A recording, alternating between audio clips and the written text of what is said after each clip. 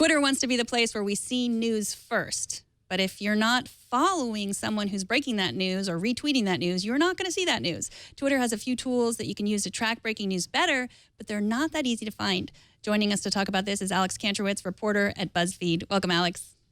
Thanks for having me. So tell us about these features. Well, I mean, Twitter has long been struggling to figure out how exactly to get people in touch with really the value of the platform, which is, you know, what's happening at the moment.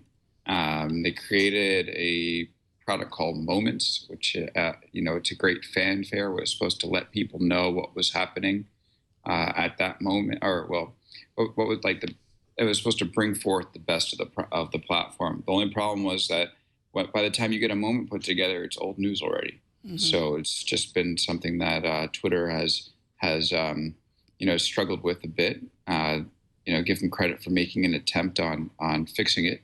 And there's a part of Moments, which I think we could talk about, which actually does fix the problem. The only issue with that is basically it's possible to dig up. Yeah, so I mean, I had always thought Moments was kind of for the people that didn't use Twitter regularly. It was, you know, for the normals that aren't trying to find the breaking news at all times. But tell us about this feature that's part of Moments. Right, and you're right. I mean, the idea of Moments was to try to let you know what was going on if you were new to Twitter and you want to unlock the value of it.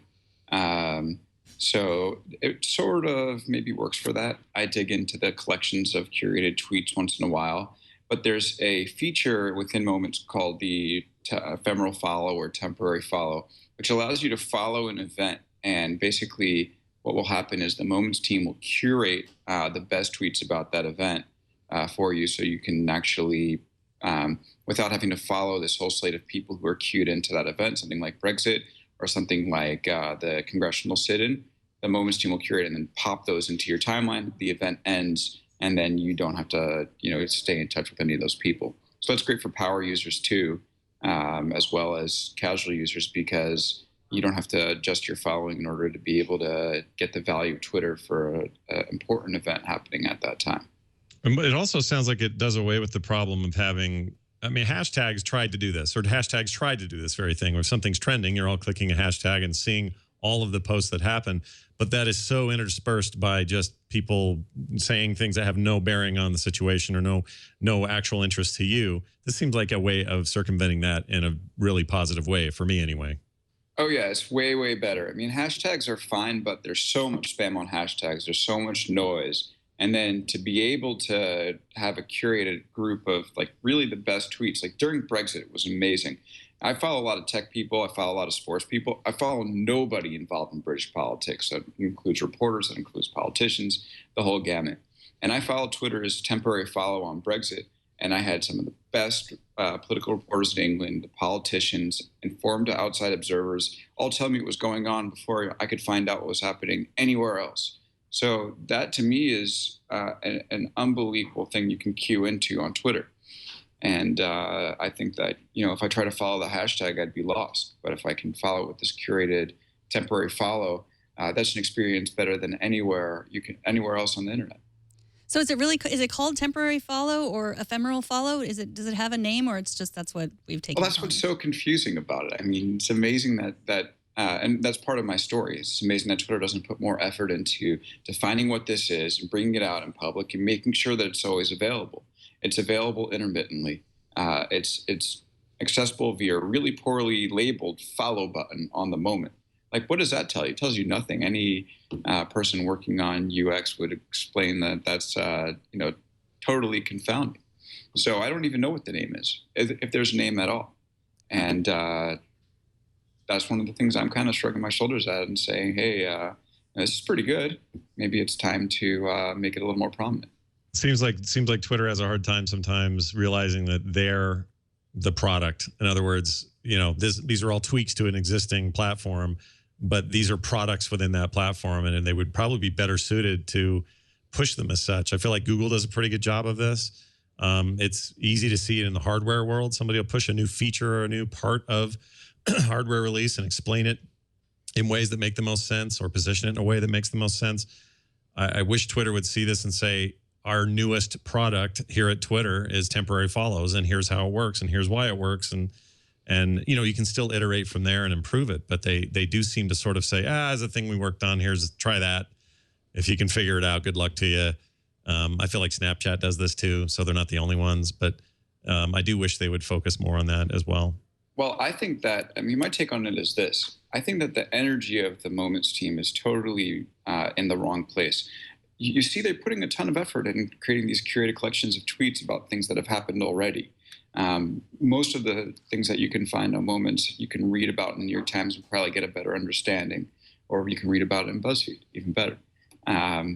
But something that a publication can't replicate is being able to find out what's happening right now, or as Jack Dorsey likes to put it, 10 to 15 minutes before anyone else. And that's what you get with this temporary follow. So you have all these people on the team. I don't know how big the team is. They really haven't discussed the team at all. But you have all these people on the team that are working on creating these curated collections of stuff that's already happened. And instead, they could be working on building these temporary follows that really anyone, I mean, it's funny. I've seen so many folks that have commented on the story saying, there's two comments. One is, I use this all the time and I love it. Two is, I have no idea this existed. No one said, this is garbage. It helps everybody that use it get the value out of the platform. So I wonder, maybe one day they'll move the team from creating these stale collections onto creating something that's creating serious value for its users. Well, you mentioned the Periscope sit-in, and that makes a lot of sense because, you know, that was who you wanted to watch, and probably you weren't following those people that were Periscoping. Is there any sense that they would ever, like Facebook, push that video? I know Facebook really wants to push the video in our algorithm. Does Twitter do that at all? Push video higher, or live video? Yeah, I mean, it could do it within moments, but it's really difficult. So that's, you know, it's really difficult for Twitter to do because it's really not algorithmic. I mean, there is an algorithmic element to it. You see that algorithm come in when you haven't been on the service for a while. But, you know, in terms of Twitter pushing it, one thing they can do is sort of put that video up top and say you should see it. But that might piss off their users. And this could actually be a solution to it, right? If you followed the congressional sit-in, what you were pushed were people that were periscoping. You were pushed videos from the floor of Congress. You were pushed tweets from members of Congress and tweets from political insiders. And if you don't want to get all the tweets, you know, when there's stuff that's not as newsworthy going on from these folks, and personally, you know, I don't want to follow the entire Congress, and I don't want to follow every political reporter. And that's where the temporary follow really shines. Is there a temporary unfollow? I recommend the block if you're thinking about that. Well, and muting does that too, right? Like you can say a month, a day, a week, or whatever. So they kind of have that now, except they do come back eventually, I suppose. Well, you can mute someone permanently from the Twitter web client. I'm not sure about TweetDeck or anything like that. And frankly, I use it all the time. And it's one of my favorite features on Facebook too. I think I have like 1,400 friends on Facebook, and sorry everybody out there, but about 1,000 of you are muted. And I actually like Facebook now that everybody can't get into my newsfeed. It's wonderful. It does make it sometimes a little more pleasant. But yeah, I mean, the temporary unfollow, I think, would be nice for, I mean, sometimes there's just people, I follow mostly tech people, and sometimes there's a particular topic that everyone's talking about, or, you know, someone is live tweeting something that I am not at all interested in. So, you know, just a temporary unfollow for a couple of days or something would be nice. Yeah, that would be great. To me, it'd be real simple if they just took the Twitter feed and said, all right, between these two people you follow, which is in your timeline in the order that they tweeted them, we're not curating it or anything, but in between them is a little thin light green bar that says interested in the congressional sit-in, and I can click that and get straight to this stuff. I don't see why that's a problem. I don't feel as a user that's intrusive. I don't think that annoys me. It isn't like pushing video to the top or pushing posts to the top and forcing me to see these posts. You're just kind of giving me a small reminder. Instagram does this pretty well. Other services do this. I don't know why that's been so hard for them to implement. Maybe they're afraid there'll be backlash, but sort of a small occasional reminder that something big's going on based on things I already follow and like. They're pretty good at telling me who I may want to follow. So they ought to be pretty good at telling me what kinds of things are breaking I might be interested in. And a little X on the end if I don't. Boop, gone. Won't see that one again. To me, that's as simple as can be, and I don't know why that hasn't been out for years. I totally agree with you. And I think that, I mean, I can't stress enough how good this feature is. I mean, my article, basically pointed out the fact that it's a little bit buried, but it has the potential to be the best feature on Twitter, period. And I think they will eventually figure it out. To me, it's probably a process thing right now. They are working on investing time into these curations, and in Twitter, within Twitter, it takes a large lift to do anything. And I think that it's probably just something in the organization that needs to happen where they need to get the gears running, and that takes a while in that company.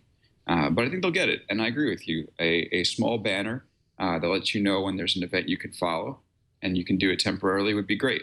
And more of these events to follow would be even better. So I look forward to seeing what they do. Now that they finally got stickers up off the ground, which has allegedly taken decades, then this will be next. I'm just kidding. I don't know how long it has taken them to get stickers. That's right. Can't undervalue stickers. Stickers are great. It's true.